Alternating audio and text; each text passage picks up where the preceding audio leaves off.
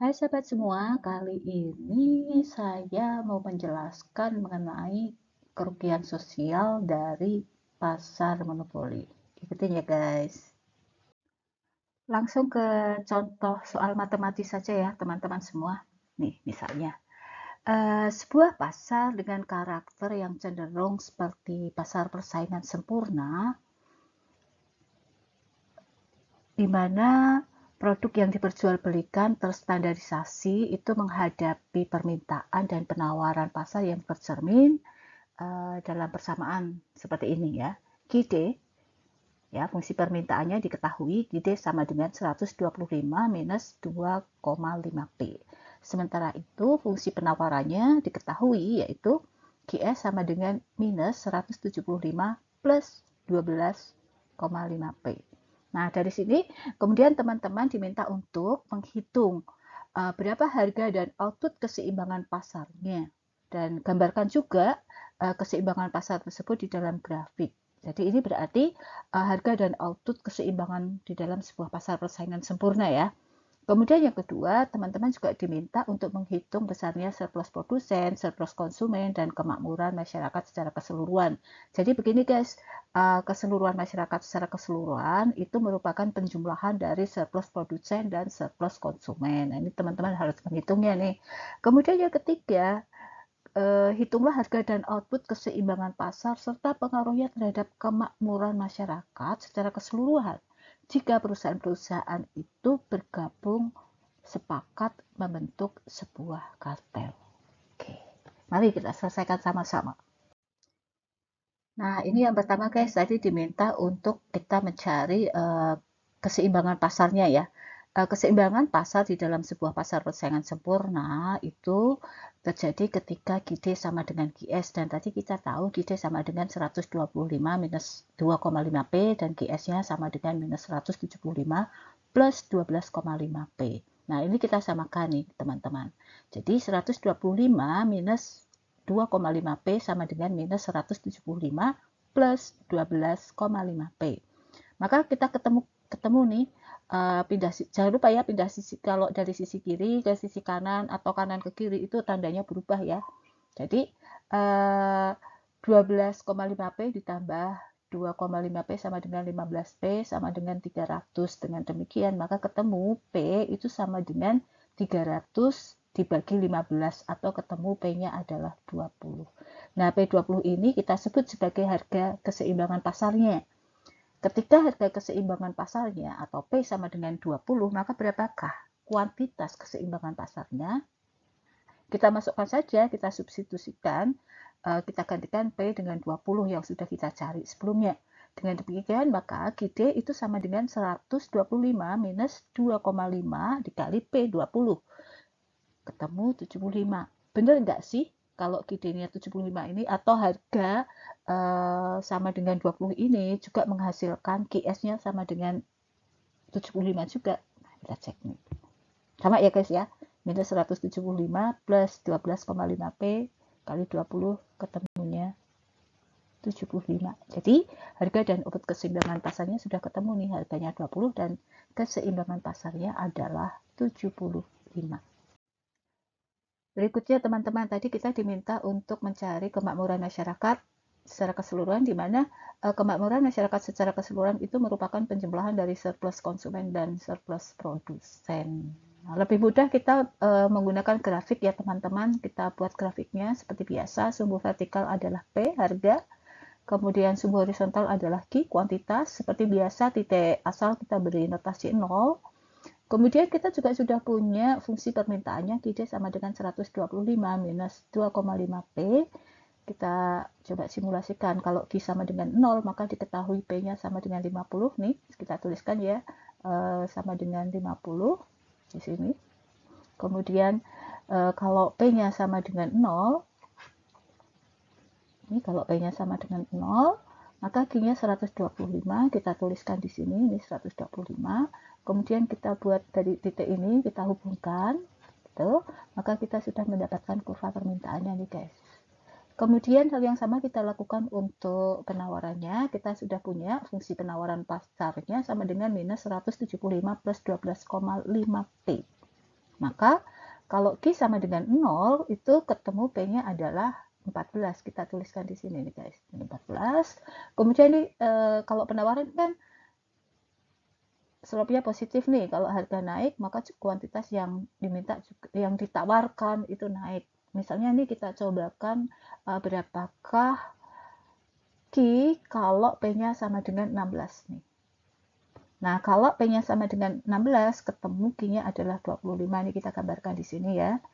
Nih, kalau P-nya 16, Q-nya sama dengan 25. Kemudian ini kita buat hubungkan garisnya, kita mendapatkan sebuah kurva. Nih, kita ketemu kurva permintaannya.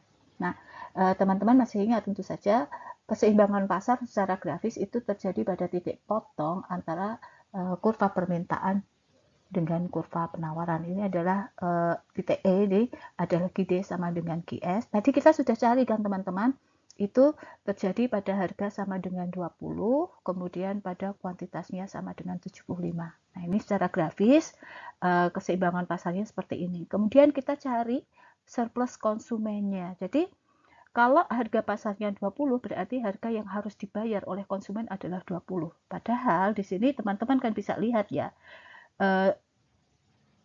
jumlah yang diminta itu akan sama dengan 0 ketika harganya adalah 50. Jadi meskipun harga di atas 20 ini masih ada konsumen yang akan minta. Jadi membayar lebih dari 20 pun itu dilakukan gitu. Apalagi kalau harganya hanya 20. Jadi seolah-olah ada kelebihan gitu ya bagi konsumen. Jadi inilah yang disebut sebagai surplus konsumen.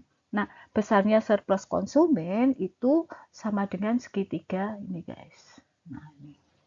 Jadi yang warna biru ini adalah surplus konsumen. Nah, ini kalau di sini berarti kan kita langsung bisa menghitung berapa besarnya surplus konsumen. Luas segitiga masih ingat ya, 30 ini nih dari 20 ke 50 ini kan 30. 30 dikali 75 dibagi 2 ini luas segitiga sama dengan 1125. Ini adalah surplus konsumen. Nah, untuk surplus produsennya adalah di bawah P20 ini ya. Jadi meskipun harga di bawah 20 itu sebenarnya kan masih ada konsumen, ada produsen yang mau menjual. Produsen itu baru penawarannya sama dengan 0 ketika harganya 14. Maka ini disebut sebagai surplus produsen. Ini teman-teman. Bagian yang berwarna hijau. Berapa sih luasnya? Kita hitung aja. Ini, 14 ke 20, ini kan 6 ya. 6. Kemudian nih kuantitasnya 75 dibagi 2, luasnya segitiga. Maka surplus produsennya ketemu nih sama dengan 225. Dengan demikian kemakmuran masyarakat yang sama dengan surplus konsumen ditambah surplus produsen itu sebesar 1350. Nah, yang terakhir teman-teman, tadi kan yang ditanyakan intinya mengenai bagaimana dampaknya atau bagaimana yang terjadi. Apa yang terjadi ketika pasarnya itu berubah strukturnya dari persaingan sempurna menjadi pasar monopoli karena perusahaan-perusahaan itu bergabung sepakat membentuk kartel. Jika perusahaan-perusahaan sepakat untuk membentuk kartel, maka di dalam pasar nanti yang terjadi adalah praktek monopoli.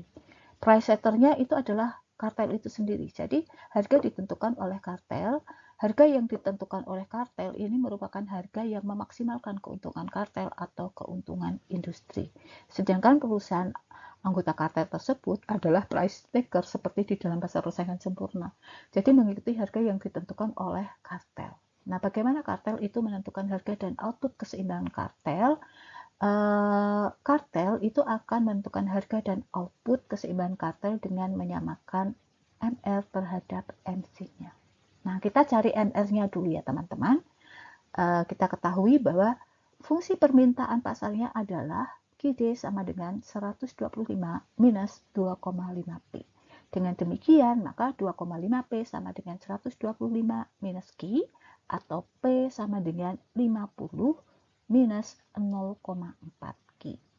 Kita ketahui bahwa TR itu sama dengan P dikali Q. Maka sama dengan 50 minus 0,4 Q, ya, sama dengan 50 minus 0,4 Q dikali Q sama dengan 50 Q minus 0,4 Q kuadrat. Nah, dengan demikian, karena TR sama dengan 50Q minus 0,4Q kuadrat, maka kita dapatkan MR-nya sama dengan 50 minus 0,8Q. Nah, bagaimana dengan MC-nya?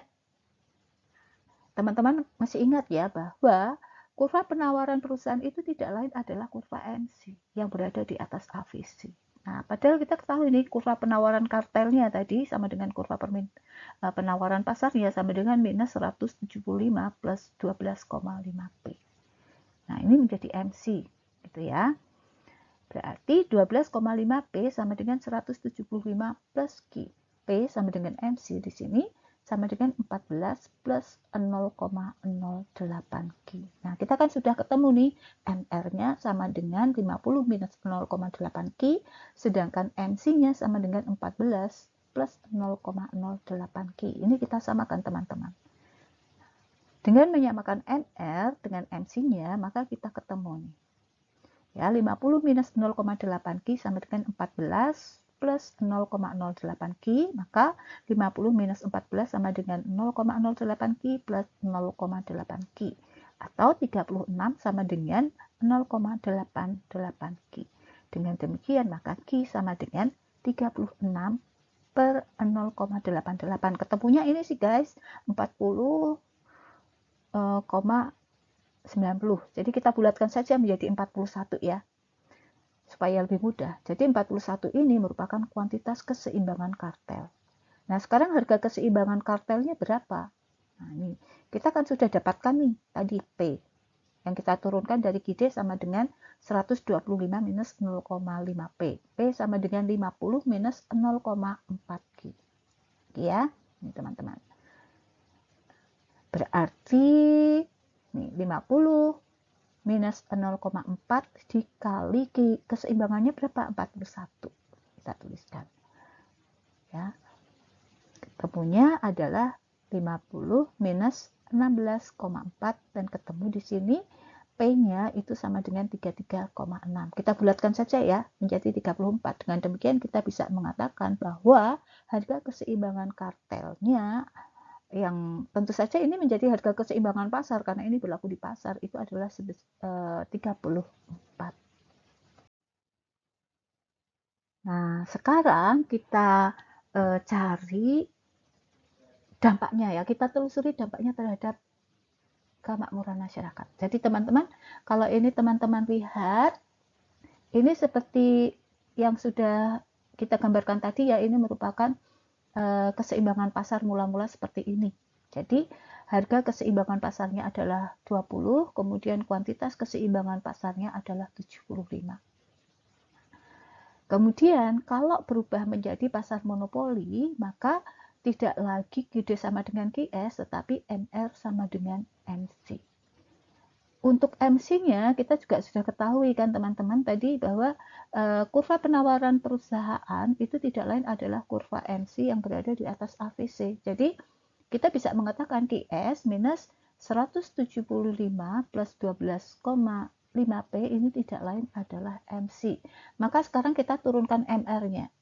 Nah, untuk menurunkan MR-nya udah langsung ke clue-nya saja ya. Jadi untuk menurunkan kurva MR itu secara grafis bahwa slope dari kurva MR itu 2 kalinya slope kurva demand. Jadi kalau kurva demand-nya itu di sini intercept-nya 125, pasti MR-nya itu intercept-nya di setengahnya 125, yaitu 62,5. Kita langsung gambar saja, ini MR-nya. Nah, berarti kita tinggal menyamakan sekarang MC, nih, yang tidak lain adalah kurva QS dan MR. Nah, dengan menyamakan MC dengan MR, maka kita ketemu nih, yaitu P-nya 34, sedangkan Q-nya adalah 41 yang sudah kita cari, kita lihat yang di slide sebelumnya tadi ya teman-teman. Jadi gambarnya menjadi seperti ini. Nah, kalau teman-teman lihat sekarang, ini akan ada perubahan pada surplus konsumen dan surplus produsen. Tapi untuk sekarang ini coba kita lihat dulu perbedaannya ya teman-teman. Kalau di dalam pasar persaingan sempurna, harga keseimbangan pasarnya adalah 20, sedangkan kuantitas keseimbangan pasarnya adalah 75. Nah, berubahnya dari pasar persaingan sempurna menjadi pasar monopoli karena tadi perusahaan-perusahaan membentuk kartel tadi menyebabkan harga keseimbangan pasarnya naik dari 20 menjadi 34.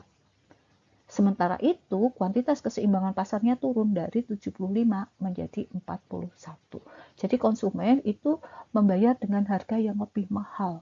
Ya, jadi harga yang harus dibayarkan oleh konsumen itu di pasar monopoli itu lebih tinggi dibandingkan harga yang harus dibayar oleh konsumen ketika struktur pasarnya persaingan sempurna. Tetapi harga yang diterima oleh produsen itu lebih tinggi pada pasar monopoli dibandingkan dengan pasar persaingan sempurna.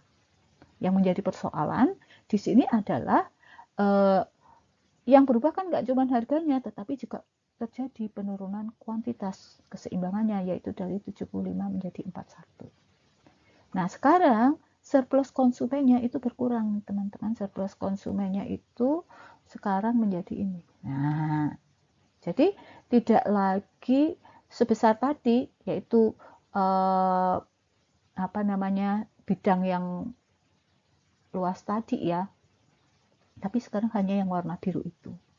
Nah, luasnya sekarang menjadi 328. Tadi kan ketika pasarnya adalah pasar persaingan sempurna, surplus konsumennya adalah bidang ini, teman-teman.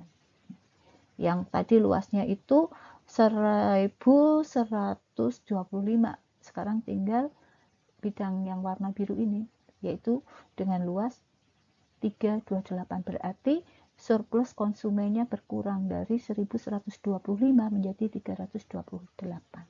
Bagaimana dengan surplus produsennya? Kalau tadi sebelumnya di pasar persaingan sempurna, surplus produsennya itu ini bagian yang berwarna pink, gitu ya. Nah, sekarang surplus produsennya adalah ini yang berwarna hijau. Berapa luasnya? Luasnya adalah 758,5. Naik nih. Kalau tidak salah tadi kan 225 ya. Nah, sekarang surplus produsennya naik dari 225 menjadi 758,5 naik. Nah, artinya apa di sini? Surplus konsumennya ternyata pengurangan surplus konsumen itu tidak kemudian pindah atau menjadi bagian dari surplus produsen. Nah, hilang. Kemana ini? Itulah yang disebut sebagai kemakmuran yang hilang. Nah, secara grafis itu adalah luas dari A dan B. Jadi, kemakmuran yang hilang atau kita sebut dengan dead weight loss, DWL, itu sama dengan A ditambah B. Begitu tadi teman-teman dampak dari perubahan struktur pasar dari pasar persaingan sempurna ke pasar monopoli. Jadi nampak tadi ya bahwa harga di pasar monopoli itu lebih tinggi dibandingkan harga di pasar persaingan sempurna. Sedangkan kuantitas di pasar monopoli itu lebih sedikit dibandingkan kuantitas keseimbangan di pasar persaingan sempurna. Oke guys, untuk saat ini sampai di sini dulu, kita ketemu di topik yang lain. Thank you, see you. Jangan lupa ya, ikutin saya terus. Jangan lupa subscribe teman-teman. Bye.